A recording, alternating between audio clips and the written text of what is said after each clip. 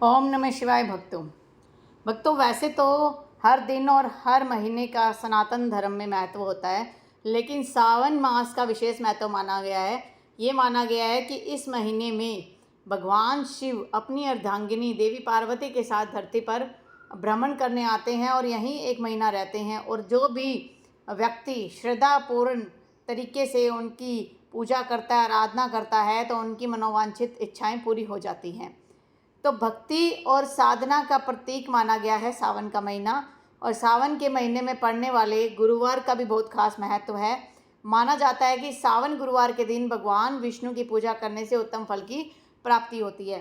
अब वैसे तो हर दिन ही भगवान शिव की पूजा की जाती है, लेकिन गुरुवार को भगवान विष्णु की पूजा करने से आपका जो बृहस्पति ग्रह जो कमज़ोर है वो भी स्ट्रॉन्ग बन जाता है, और इससे आपके जीवन में आने वाली बाधाएं भी दूर हो जाती हैं। यदि आप किसी भी प्रकार की सफलता को प्राप्त करना चाहते हो, आपके जीवन में नाकामयाबी बहुत ज़्यादा हो गई है, तो आप कुछ उपाय कीजिए जिससे आपको अवश्य ही फल मिलेगा। वैसे भी कहा जाता है कि गुरुवार का दिन भगवान विष्णु को समर्पित है।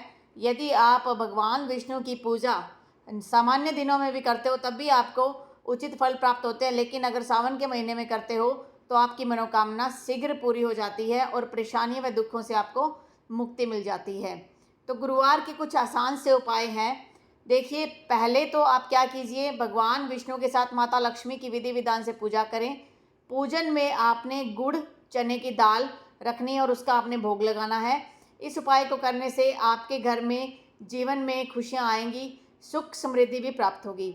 इसके अतिरिक्त यदि किसी भी व्यक्ति की कुंडली में गुरु दोष है, जिसके कारण पति पत्नी के बीच में आए दिन कलह होती है, तो गुरुवार के दिन स्नान करते समय पानी में एक चुटकी हल्दी मिलाकर स्नान करें।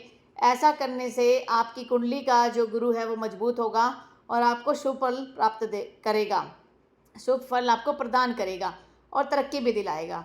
तो ये साधारण से उपाय हैं जिनमें ज़्यादा कुछ दिक्कत वाली बात है ही नहीं। हमें भगवान विष्णु की पूजा आराधना करनी है, माता लक्ष्मी की पूजा आराधना करनी है, और नहाते दम एक चुटकी हल्दी जो है वो आपने पानी में डालकर उससे स्नान करना है। अगर कोई व्यक्ति जिसका विवाह नहीं हो रहा हो, अगर वो सावन के बृहस्पतिवार के दिन केले के पौधे में जल अर्पित करता है और विधि विधान से पूजा करता है, तो उसके जीवन में विवाह से संबंधित जो अड़चने हैं वो दूर हो जाती हैं, शीघ्र विवाह के योग बनने लगते हैं। अगर आप कारोबार में घाटा झेल रहे हैं, आर्थिक समस्याएं आ रही हैं, तो आप किसी भी मंदिर में हल्दी की जो गांठें होती हैं, उन गांठों को आप माला बनाइए और पीले वस्त्रों को धारण करके हल्दी का तिलक लगाकर उसे भगवान विष्णु को अर्पण कीजिए। इससे आपकी मनोकामना पूर्ति होगी, आपके जीवन में आने वाली जो मंदी है उससे भी आपका छुटकारा होगा। वैसे भी कहा जाता है कि गुरुवार के दिन आपको अधिक से अधिक पीले रंग का प्रयोग करना चाहिए। पीले जो फल होते हैं वही भगवान को आप अर्पण कीजिए, पीले पुष्प अर्पण कीजिए, पीले वस्त्रों को आप धारण कीजिए और ज़रूरतमंद व्यक्तियों को भी आप पीली वस्तुएं दान कीजिए।